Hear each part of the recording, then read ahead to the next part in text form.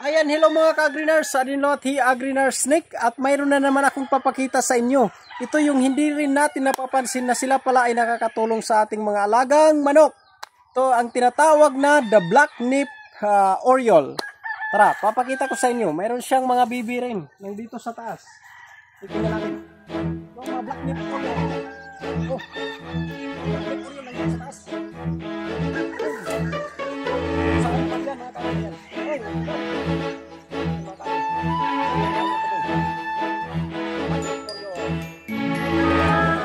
Ito mga kaagre, ang tinatawag na the Black-Nip Oriole. Ayan. 4 sila mga kaagre nang dito sa taas.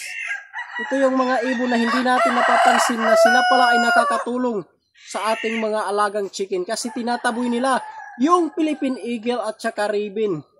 Lahat ng ibon kaya nilang tabuyin kasi tinatawag yan na ito yung hari na ibon mga kaagri, hindi natin napapansin. Okay, yan lang mga kaagri, bye bye.